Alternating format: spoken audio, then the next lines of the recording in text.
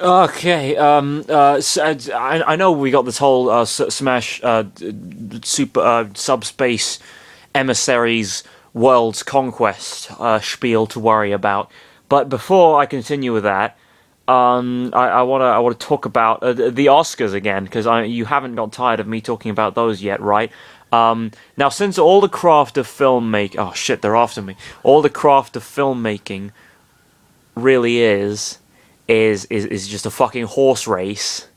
I'm going to talk about next year's awards. They're a year away. I'm gonna offer some I'm gonna offer some predictions. I think Gary Oldman is gonna win Best Actor for his turn as Winston Churchill in Darkest Hour.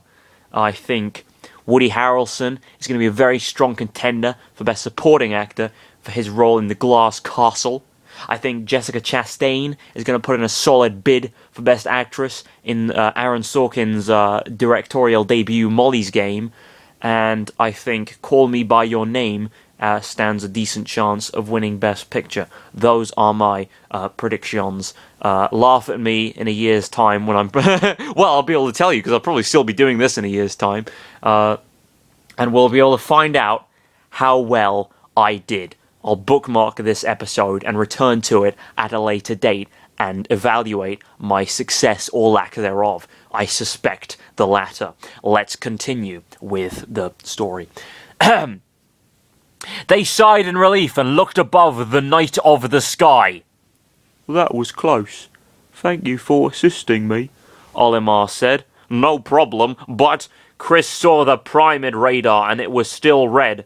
There are still Primids in this world. I've located another place to find another part. It's only one, so this should be easy for us.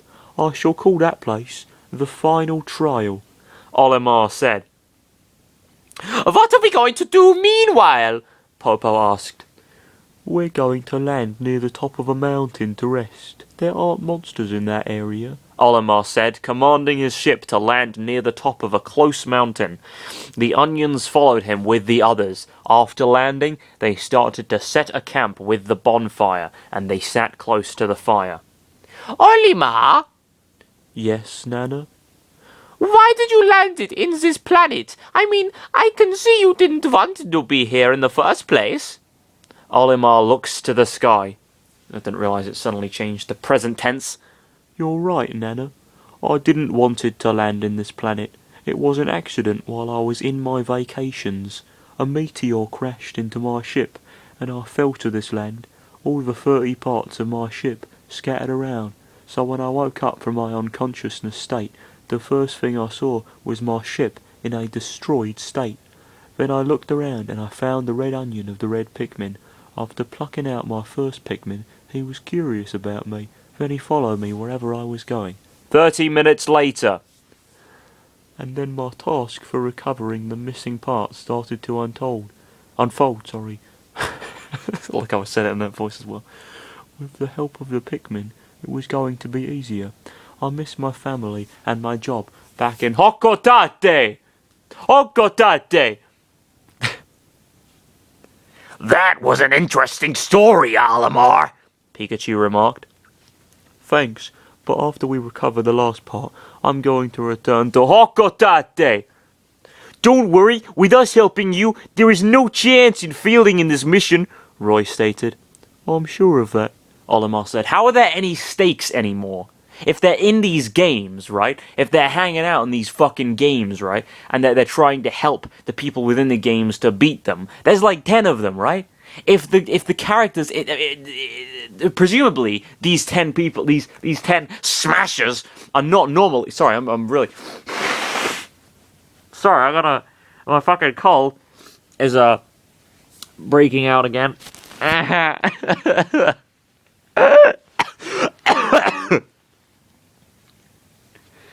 Okay, hold on. I'll be 1 sec and. Oh, fuck.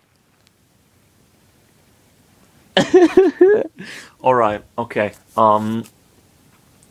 These characters are not normally within the games, right? So surely they make it a fucking cakewalk, because normally the character who lives in the game regularly, they're able to beat the game by themselves. Otherwise, they would be fucking impossible games if they need 10 extra people to help them who aren't normally in that fucking universe, who are from the Smash Mansion instead, You going up there? You can look out the windows. Beautiful day. Have a look around. You're gonna have lots of sights to see. This is a lovely shot, by the way. I don't know if you're actually watching, or if you just sort of have the audio on in another tab. Mr. Two people still watching this, but this is quite a nicely framed shot, if I do say so myself. Could win a photography competition. Anyway, so I'm just confused, right? Because the characters shouldn't need the help of the smashers in order to the other smashers, that is to say, in order to beat their own games. So surely, they just race through the game, with all the extra help they're gonna get. How are there any stakes anymore? Because it's not like they're gonna lose in the fucking to the big beetles or whatever in this game. If Olimar can beat them all, if Olimar can destroy all the beetles normally without these guys I've reiterated this about 15 times throughout. I keep repeating myself. Point is, it should be this should erase any dramatic tension in the story, because there's no longer any way these guys can lose, basically. No one's gonna die. No one's going to even get hurt. With this number of people to assist the protagonists as they trek through the game, there's just, aside from Primate Boss showing up or something, there's nothing that's going to happen. I don't know, whatever, let's just get on with it. Okay, I'm going to return to Hokotate. Don't worry, with us helping you, there is no chance in failing in this mission, Roy stated. I'm sure of that, Olimar said. After an hour, they fell asleep. Popo and Nana were sleeping close to each other. Olimar was sleeping near his ship. Mewtwo was sleeping while meditating above some rocks. Roy was sleeping behind a rock. Pichu, Pikachu, and Jigglypuff were sleeping with their backs close to each other. Pit was sleeping near the onions. And finally, Lucario was sleeping. He was sat and leaned to a wall with Chris's head. He took off his helmet first, resting on his lap. Not the rest of the body, though. He fucking ripped that off. Bring me the head of Chris, whatever Chris Garcia. Oh shit, actually, he is from Mexico, so yeah, no. Yeah. Kind of works a little bit. Sort of, not really. Doesn't, actually. Sorry. Because not all Mexicans have the surname Garcia, contrary to popular belief. Yeah. How the hell would have Peckinpah have made that film if Trump had been president? I'm gonna build a wall, and it's gonna stop all those drug cartels from getting the heads of the people who fuck their daughters. I don't know. It's a good movie. Where was I then? Chris's head, he took off his helmet first, resting on his lap. But little did they know that someone was watching them from the top of the mountain above the highest point. A person wearing a brown hood and a cape covering his whole body was there. What? So, Tabuu's here. Excellent. All right. So who's this character then? I'll give him General L's voice. Those are my enemies, right, Lord Tabuu? Exactly, Tabuu reassured, in his mind. They look pretty weak, if you ask me. Don't underestimate them, especially that boy and that Lucario. Which boy are you referring to? There's Pit, there's Roy, there's Popo. Could be any of them. Fuck you. It could be referring to one of the Pikachus. Maybe they're male, who knows? He looks at Chris and Lucario. They look weaker. What did I told you before?